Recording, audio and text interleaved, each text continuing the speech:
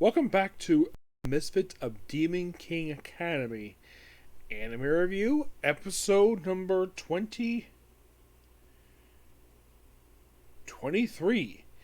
We're here reviewing, if I can find the actual thing, here we go. Episode 33 of the series, which that's not the title of this one.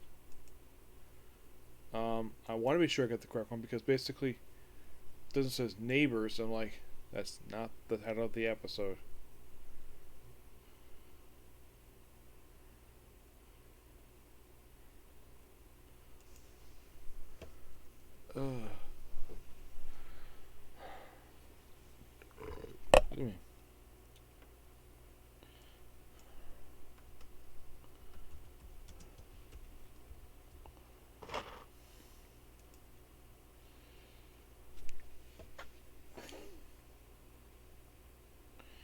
Okay, this one's called The Kingdom of the Dragon God.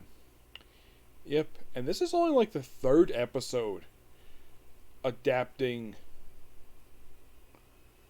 Promise Made in a Dream. Yeah.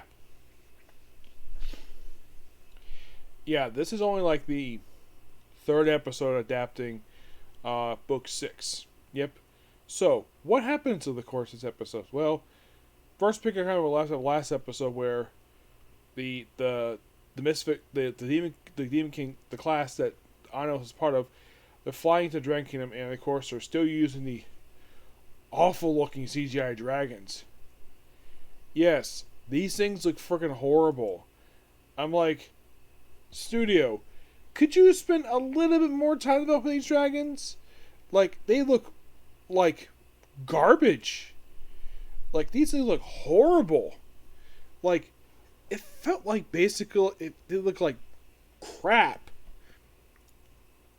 So they fly in the crap dragons. So they fly down there, go to the city. Everyone's doing whatever they want. Lei and Misa just wander about. Yeah, they're here for a quick cameo. And that's the last see of them.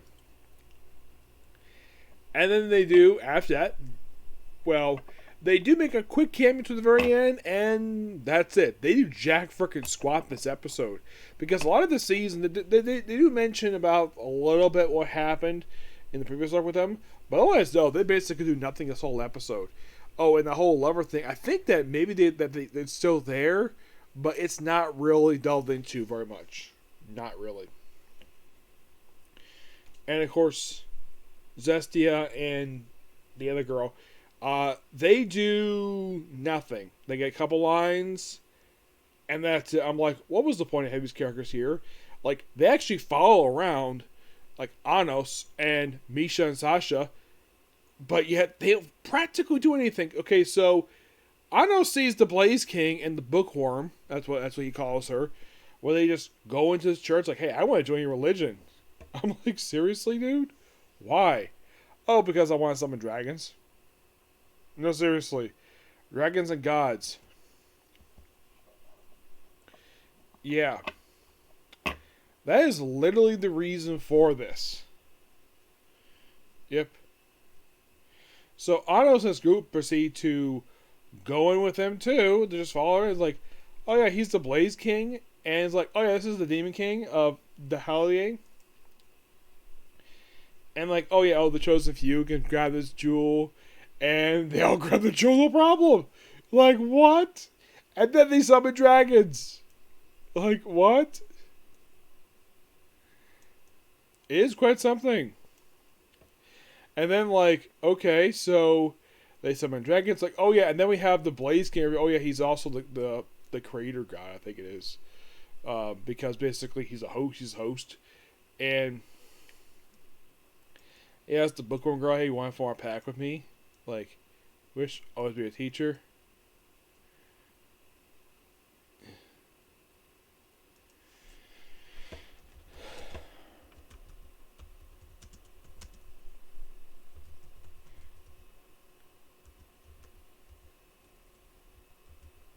Yeah, and aside from that, it's like, okay, so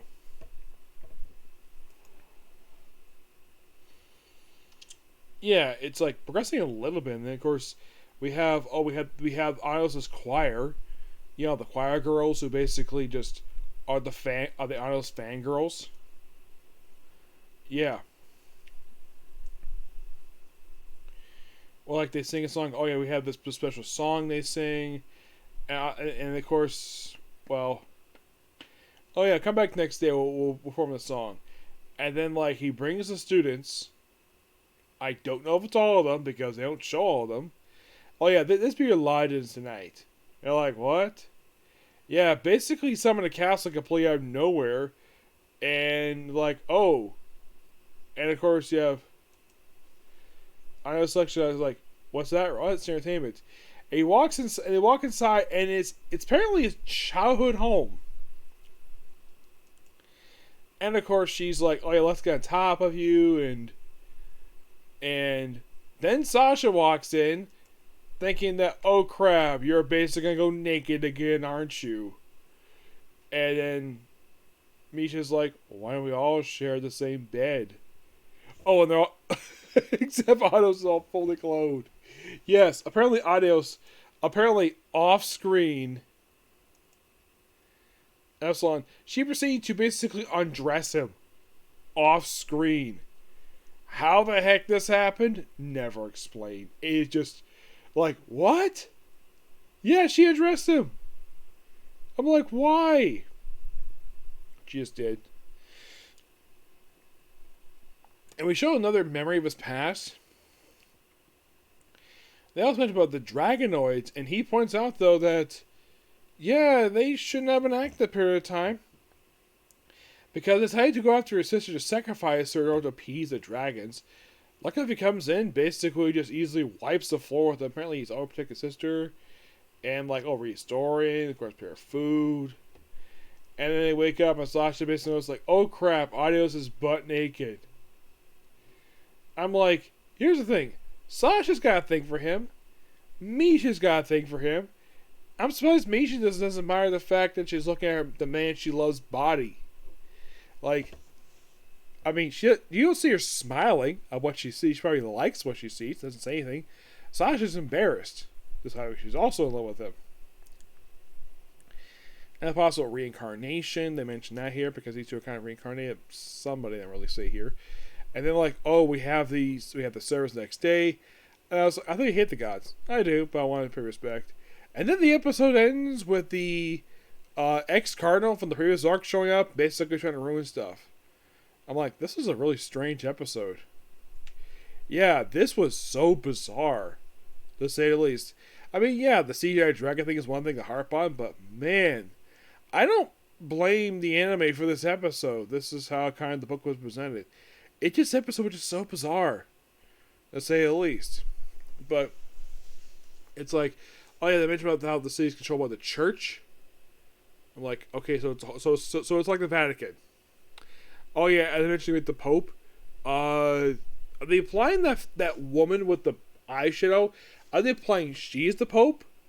Like, I have no problem with female popes. They had this character in on my smartphone who is a female Pope that they chose to not adapt her scenes for the anime. I don't know why. It is so bizarre. Like, they don't say this woman's the Pope, but I'm assuming she's the Pope because she's, like, leading the service. I'm sure she probably is, and that's when the car shows up. Yeah. Aside from that, it's an okay episode, but probably the best things about this episode is the animation, and I do like the flashback stuff here. That's another good thing of this episode, and the voice acting. Yep. But yeah, that's particularly a particular view. Please be sure to like, comment, subscribe, turn notifications, and do not hit the dislike button. Next up, a comic corner. It's on to my last anime for today. Case closed. Okay, next view. Bye.